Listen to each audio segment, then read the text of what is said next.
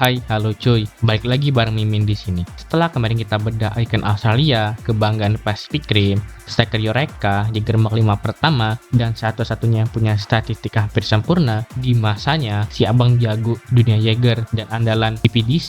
Nah cuy, sekarang kita tuh bakal lanjut bedah Jaeger lain yang gak kalah ikonik dan punya gaya bertarung tempur yang jauh berbeda. Di video ini kita tuh bakal ngebahas Jaeger andalan dari Tiongkok cuy, atau dari Cina cuy, Crimson Typhoon. Nah, Jaeger dengan 3 pilot, 3 lengan, dan gaya bertarung yang kelihatan kayak master kungfu raksasa. Tapi sebelum kita masuk ke dalam ceritanya, mulai dari desain, pilot, sampai alasan kenapa Jaeger ini begitu unik, absen dulu cuy. Kalian nonton dari kota mana dan negara mana cuy? Tulis di kolom komentar. Oke cuy, tanpa basa-basi lagi, langsung aja kita masuk ke dunia Crimson Typhoon.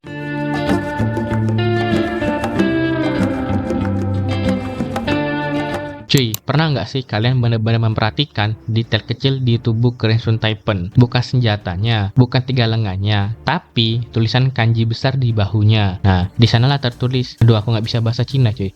Tolong gue translate. Baofeng Chihong. Itu dia cuy. Kalau dibaca secara tradisional dari kanan ke kiri, maknanya kira-kira adalah badai merah yang mengamuk cuy. Di luar Tiongkok, dunia itu mengenalnya dengan nama Crimson Tempest. Terdengar PTC, tapi juga mematikan cuy. Dan percayalah, nama ini bukan sekedar gaya. Dalam budaya Tiongkok, nama itu adalah doa. Nama adalah harapan. Nama adalah takdir. Jadi saat Crimson Typhoon diberi nama itu, harapan yang ditanamkan sangat jelas cuy. Jaeger ini harus menjadi badai merah raksasa yang datang dari laut, mengamuk tanpa ampun dan menyapu habis kaiju dari pesisir dan perairan Tiongkok. Itulah kenapa Crimson Typhoon tidak dirancang seperti Jaeger lain. Dia itu bukan seperti petinju brutal seperti Striker Eureka, bukan pula petarung berat seperti Cherno Alpha. Crimson Typhoon itu adalah perwujudan kecepatan dan aliran, bergerak seperti angin, menyerang seperti badai cuy. Bahkan desain tubuhnya itu mencerminkan filosofi. 3 lengan itu bukan cuma gimmick bro, tapi dalam seni bela diri Tiongkok, serangan bertubi-tubi tanpa jeda adalah kunci untuk mematahkan lawan. Jadi 3 lengan itu memungkinkan Crimson Typhoon menyerang, menahan, dan menyerang lagi dalam satu rangkaian gerakan tanpa henti cuy. Musuh itu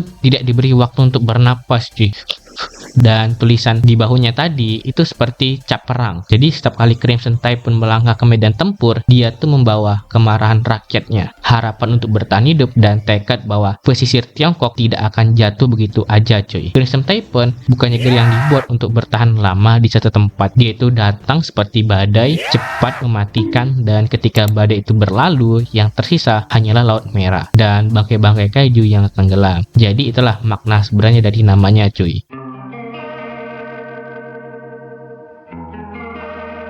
Cuy, pernah kepikiran nggak tentang satu hal? Kenapa Crimson Typhoon kelihatan beda sendiri saat bertarung? Bukan cuma cepat, tapi sulit banget kena pukul. Jawabannya ada di cara dia bergerak. Crimson Typhoon bukan digerakkan seperti robot raksasa pada umumnya. Body language-nya itu dimodelkan dari petinju legendaris dunia. Tebak, kalau tebakan kalian bernama Floyd Mayweather Jr., bener banget cuy. 100 buat kalian. Raja bertahan di ring tinju. Jadi, tim animasi Pacific Rim secara sengaja meniru gaya defensif Mayweather, bau yang selalu siap menutup, kepala yang gesit menghindar, dan langkah kaki yang terus bergerak tanpa henti. Di ring tinju terkenal bukan karena memukul paling keras, tapi karena nyaris tidak pernah kena pukul bersih cuy. Jadi nggak pernah kena tonjok langsung gitu cuy. Dan filosofi ini diterjemahkan langsung ke tubuh Crimson Typhoon. Tapi itu belum cukup cuy. Supaya gerakannya itu tidak terasa seperti sekedar petinju, tim kreatif menggabungkan teknik ini dengan seni bela diri tradisional Tiongkok, yaitu Wushu. Hasilnya perpaduan unik cuy, antara pertahanan presisi ala tinju modern dan gerakan melingkar, sapuan, serta rotasi tubuh khas Wushu. Makanya cuy, Crimson Typhoon itu sering terlihat berputar, melangkah menyamping, lalu menyerang balik satu rangkaian gerakan mulus, bukan maju lurus seperti tank kayak Cherno Alpha cuy, tapi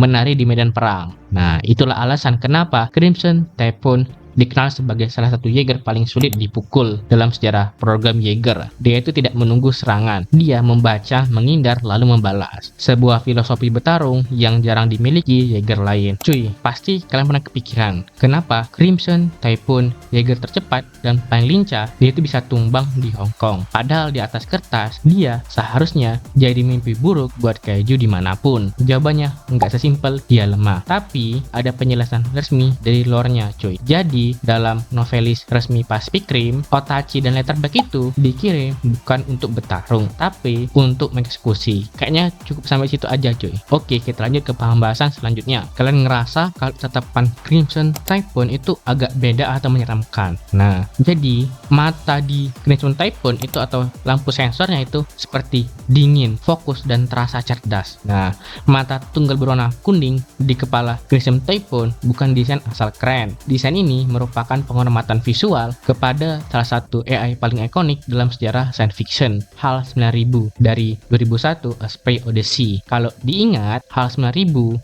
itu dikenal bukan karena kekuatan fisik, tapi karena ketenangan absolut, logika dingin, dan perisai mematikan. Filosofi itu diterjemahkan langsung ke dalam sistem sensor Crimson Typhoon. Mata kuning ini berfungsi sebagai unit sensor optik presisi tingkat tinggi yang mampu 1. Memindai struktur tulang dan otot keju secara real time. 2. Membaca perubahan tekanan dan keseimbangan tubuh musuh, serta menghitung sudut serangan paling efisien dalam hitungan milidetik. Nah, itulah kenapa Crimson Typhoon terlihat sangat lincah, menghindar, dan jarang kena serangan telak. Setiap langkah, setiap putaran, setiap tebasan selalu berdasarkan perhitungan dan data, bukan sekedar insting. Nah, di medan tempur, mata tunggal ini membuat Crimson Typhoon terasa seperti bukan sekedar Jaeger, melainkan otak strategis yang berjalan di atas baja.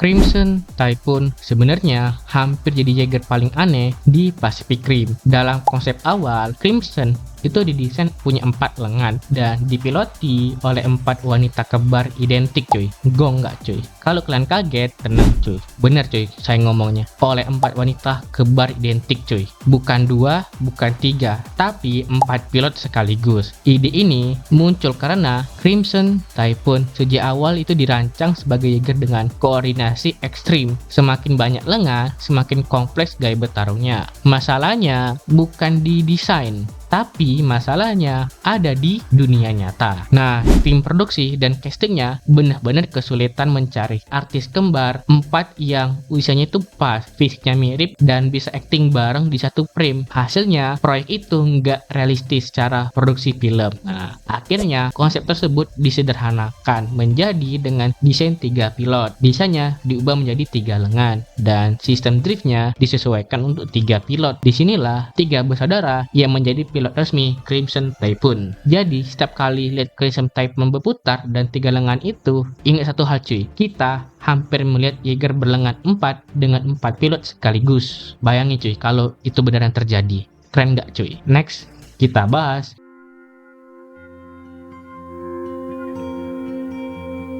Stacker Pentecost pernah menyebutkan satu fakta penting soal Crimson Typhoon. Jaeger ini dibangun dengan pure titanium contraction. Artinya apa bang? Artinya ini bukan pilihan sembarangan cuy. Titanium murni adalah material yang sangat ringan tapi punya rasio kekuatan terhadap berat yang luar biasa. Jadi itulah kenapa Crimson Typhoon hanya berbobot 1722 ton, jauh lebih ringan dibanding banyak Jaeger lain yang di generasinya. Berat yang rendah ini jadi kunci utama kelincahan Crimson Typhoon. Makanya dia tuh bisa bergerak cepat, menghindar dengan refleks tajam, dan melakukan manuver akrobatik ekstrim yang hampir mustahil dilakukan Jaeger lain. Setiap putaran tubuhnya, setiap langkah menyampingnya, dan setiap serangan beruntun 3 lengannya, semuanya dimungkinkan karena tubuhnya tidak dibebani massa berlebihan. Tapi jangan salah cuy, ringan bukan berarti rapuh. Pure titanium juga dikenal tahan tekanan ekstrim dan tidak mudah mengalami deformasi struktural. Artinya apa bang? Artinya Crimson Typhoon tetap mampu menahan tekanan laut dalam, bertarung di perairan pesisir, dan melakukan deployment cepat dari Stardom ke medan tempur. Itulah alasan kenapa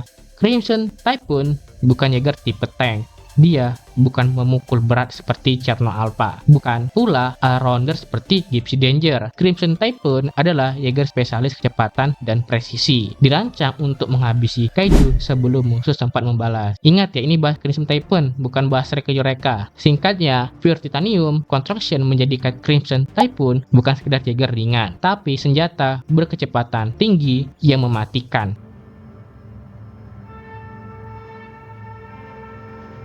Nah, Cuy, ada satu detail kecil di Crimson Typhoon yang maknanya itu dalam banget. Jadi ada sistem perangkat lunak liquid yang menjalankan seluruh tubuh Crimson cuy, dan itu diberi nama 20 Ego. Itu bukan nama biasa atau nama acak. Jadi angka dan huruf itu cuy adalah penghormatan langsung dari Guillermo del Toro kepada Tetsujin 20 Ego. Apa bang Tetsujin 20 Ego tuh? Jadi Tetsujin 20 Ego adalah robot raksasa pertama dalam sejarah anime Perjepangan yang debut pada tahun 1956, sebelum ada Gundam, sebelum ada Evangelion, dan bahkan sebelum istilah mecha tuh dikenal luas cuy, robot-robotan. Nah, jadi ada Tetsujin 28 Go.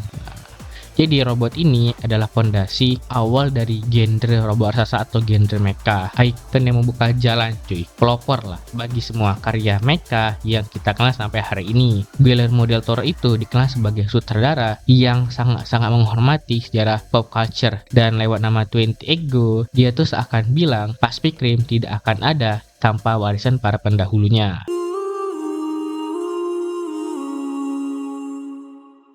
Nah cuy, kali ini kita bahas robot segede gaban ini cuy. Kalau kalian perhatiin di filmnya, lengan ekstra Crimson Typhoon itu berada di sebelah kanan tubuhnya. Tapi kalau kita bedah lagi di konsep art resminya, dia tuh berada di sisi kiri. Kenapa bang di sisi kiri berubah jadi ke kanan? Nah, jadi perubahan ini bukan asal-asalan. Tim kreatif itu berpikir memindahkan lengan ekstra ke kanan itu bukan tanpa sebab, tapi demi koreografi tempur yang lebih agresif. Dengan 3 lengan di satu sisi dominan, Crimson Typhoon itu bisa melancarkan kombinasi serangan cepat, rapat, dan brutal, menciptakan tekanan tanpa henti. Matilah itu kaiju. Masuk ke dalam konpotnya, di sana ada Chung, Jin, dan Hu, bukan Sun Jin Woo. Kenapa harus kembar 3 bang? Jadi kenapa harus kembar 3? Karena sistem drip itu menuntut keselarasan pikiran yang ekstrim. Hubungan darah mereka itu menciptakan kestabilan saraf alami. Jadi nggak dibuat-buat cuy, kayak nyawit.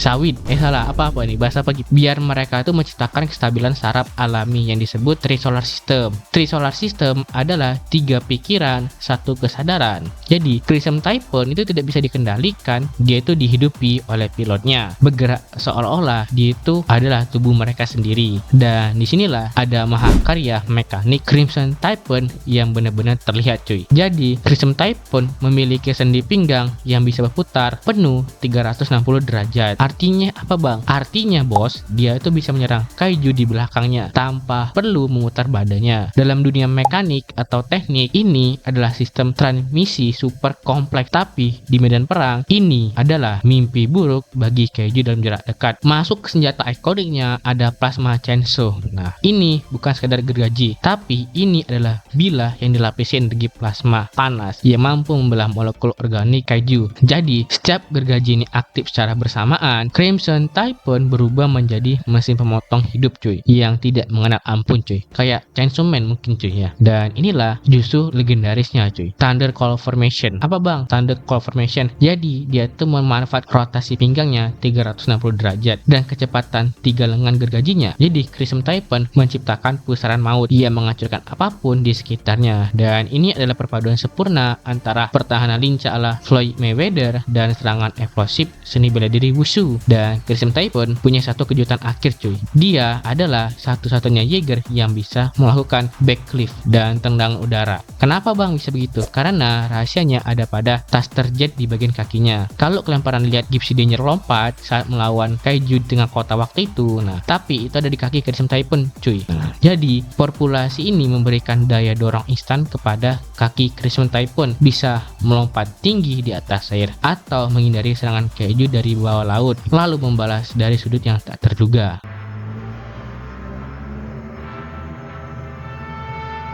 Jadi, secara teknis, Crimson Typhoon adalah puncak dari inovasi Mach 4. Dia tuh membuktikan bahwa kekuatan tidak selalu tentang ukuran atau senjata nuklir, melainkan tentang harmoni antara 3 pikiran, kecepatan petinju kelas dunia, dan presisi seni bela diri. Ya, meskipun perjalanannya berakhir tragis di perairan Hong Kong, kegagalannya bukan karena kelemahan teknis semata, cuy, melainkan ya karena kejamnya variabel perang melawan kaiju yang terus berevolusi dari nama aslinya Echo Beijing hingga menjadi Crimson Tempest. Jaeger ini tetap menjadi simbol bahwa manusia akan selalu mencari cara paling efektif dan paling kreatif dan berani untuk bertahan hidup. Jadi itulah beda tuntas mengenai sang badai merah, Crimson Typhoon, seorang pejuang titanium yang membawa kebanggaan Asia ke garis depan Pasifik. Meskipun dia telah gugur, semangat dan inovasi tiga lengannya akan selalu menjadi standar emas dalam sejarah pengembangan Jaeger. Terima kasih sudah menonton videonya dan sampai jumpa di video berikutnya. Dadah!